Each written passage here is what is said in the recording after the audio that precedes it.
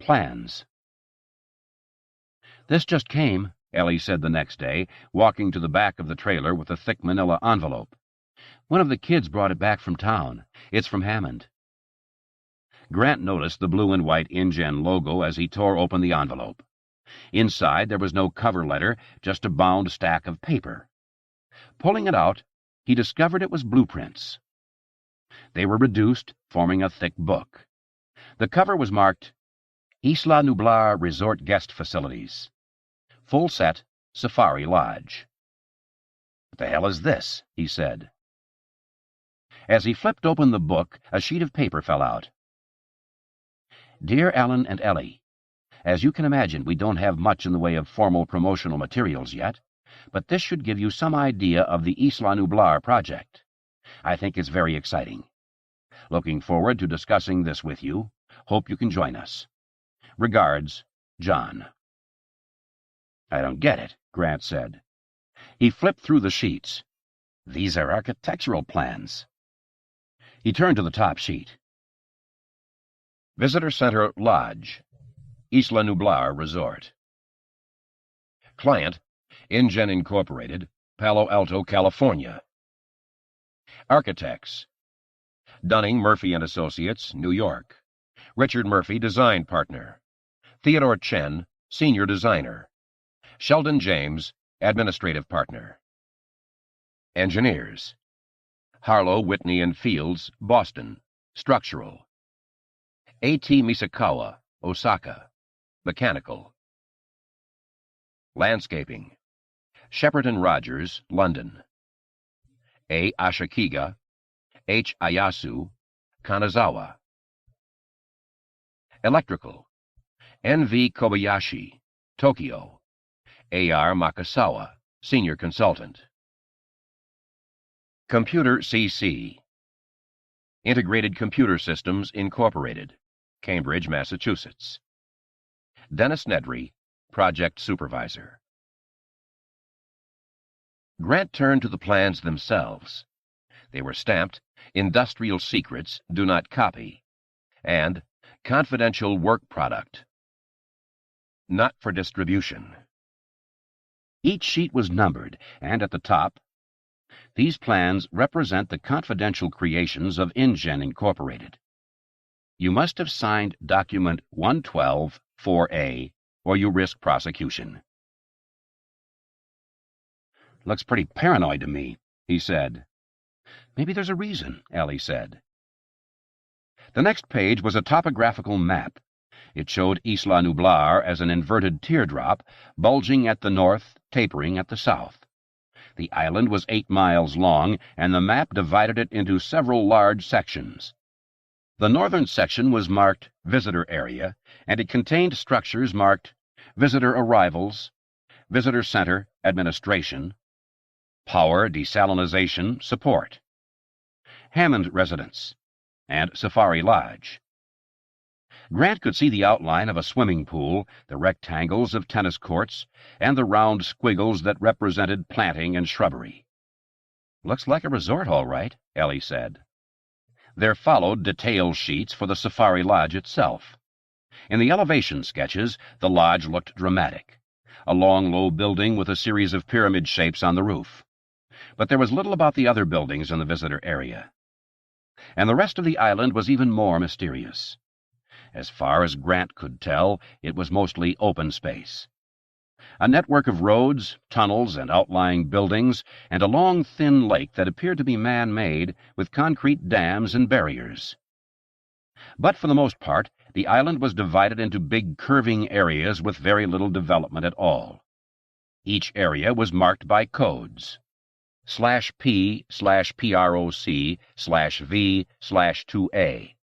/D/TRIC/L/5, parenthesis 4A+1, parenthesis, /LN/OTHN/C/4, parenthesis 3A+1, parenthesis, and /VV/HADR/X/11, parenthesis 6A+3+3DB, parenthesis.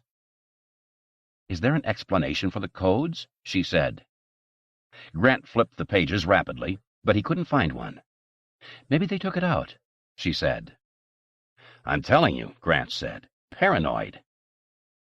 He looked at the big curving divisions separated from one another by the network of roads. There were only 6 divisions on the whole island, and each division was separated from the road by a concrete moat. Outside each moat was a fence with a little lightning sign alongside it. That mystified them until they were finally able to figure out that it meant the fences were electrified. That's odd, she said. Electrified fences at a resort? Miles of them, Grant said. Electrified fences and moats together, and usually with a road alongside them as well. Just like a zoo, Ellie said. They went back to the topographical map and looked closely at the contour lines. The roads had been placed oddly. The main road ran north-south right through the central hills of the island, including one section of road that seemed to be literally cut into the side of a cliff above a river. It began to look as if there had been a deliberate effort to leave these open areas as big enclosures, separated from the roads by moats and electric fences. And the roads were raised up above ground level so you could see over the fences. You know, Ellie said, some of these dimensions are enormous. Look at this. This concrete moat is 30 feet wide. That's like a military fortification. So are these buildings, Grant said. He had noticed that each open division had a few buildings, usually located in out-of-the-way corners. But the buildings were all concrete, with thick walls. In side-view elevations they looked like concrete bunkers with small windows, like the Nazi pillboxes from old war movies. At that moment they heard a muffled explosion, and Grant put the papers aside. Back to work, he said. Fire. There was a slight vibration, and then yellow contour lines traced across the computer screen. This time the resolution was perfect, and Alan Grant had a glimpse of the skeleton, beautifully defined, the long neck arched back. It was unquestionably an infant velociraptor, and it looked imperfect. The screen went blank. I hate computers, Grant said, squinting into the sun. What happened now? Lost the integrator input, one of the kids said. Just a minute. The kid bent to look at the tangle of wires going into the back of the battery-powered portable computer. They had set the computer up on a beer carton on top of Hill 4, not far from the device they called Thumper. Grant sat down on the side of the hill and looked at his watch. He said to Ellie, We're going to have to do this the old-fashioned way. One of the kids overheard. Oh, Alan. Look, Grant said, I've got a plane to catch, and I want the fossil protected before I go. Once you begin to expose a fossil, you had to continue or risk losing it. Visitors imagined the landscape of the Badlands to be unchanging, but in fact it was continuously eroding, literally right before your eyes. All day long you could hear the clatter of pebbles rolling down the crumbling hillside, and there was always the risk of a rainstorm. Even a brief shower would wash away a delicate fossil. Thus Grant's partially exposed skeleton was at risk, and it had to be protected until he returned. Fossil protection ordinarily consisted of a tarp over the site and a trench around the perimeter to control water runoff. The question was how large a trench the velociraptor fossil required. To decide that, they were using computer-assisted sonic tomography, or CAST. This was a new procedure in which Thumper fired a soft lead slug into the ground, setting up shock waves that were read by the computer and assembled into a kind of X-ray image of the hillside. They had been using it all summer with varying results. Thumper was 20 feet away now, a big silver box on wheels with an umbrella on top. It looked like an ice cream vendor's pushcart, parked incongruously on the Badlands. Thumper had 2 youthful attendants loading the next soft lead pellet. So far, the CAST program merely located the extent of finds, helping Grant's team to dig more efficiently. But the kids claimed that within a few years it would be possible to generate an image so detailed that excavation would be redundant. You could get a perfect image of the bones in 3 dimensions, and it promised a whole new era of archaeology without excavation. But none of that had happened yet, and the equipment that worked flawlessly in the university laboratory proved pitifully delicate and fickle in the field. "How much longer?" Grant said. "We got it now, Alan. It's not bad." Grant went to look at the computer screen. He saw the complete skeleton traced in bright yellow. It was indeed a young specimen. The outstanding characteristic of Velociraptor, the single-toed claw, which in a full-grown animal was a curved 6-inch-long weapon capable of ripping open its prey, was in this infant no larger than the thorn on a rose bush. It was hardly visible at all on the screen. And Velociraptor was a lightly built dinosaur in any case, an animal as fine-boned as a bird, and presumably as intelligent. Here the skeleton appeared in perfect order, except that the head and neck were bent back toward the posterior. Such neck flexion was so common in fossils that some scientists had formulated a theory to explain it, suggesting that the dinosaurs had become extinct because they had been poisoned by the evolving alkaloids in plants. The twisted neck was thought to signify the death agony of the dinosaurs. Grant had finally put that one to rest by demonstrating that many species of birds and reptiles underwent a post-mortem contraction of posterior neck ligaments, which bent the head backward in a characteristic way. It had nothing to do with the cause of death. It had to do with the way a carcass dried in the sun. Grant saw that this particular skeleton had also been twisted laterally, so that the right leg and foot were raised up above the backbone. "It looks kind of distorted," one of the kids said, "but I don't think it's the computer." "No," Grant said. "It's just time. Lots and lots of time." Grant knew that people could not imagine geological time. Human life was lived on another scale of time entirely. An apple turned brown in a few minutes. Silverware turned black in a few days. A compost heap decayed in a season. A child grew up in a decade. None of these everyday human experiences prepared people to be able to imagine the meaning of 80 million years, the length of time that had passed since this little animal had died. In the classroom, Grant had tried different comparisons. If you imagined the human lifespan of 60 years was compressed to an hour, then 80 million years would still be 3,652 years, older than the pyramids. The Velociraptor had been dead a long time.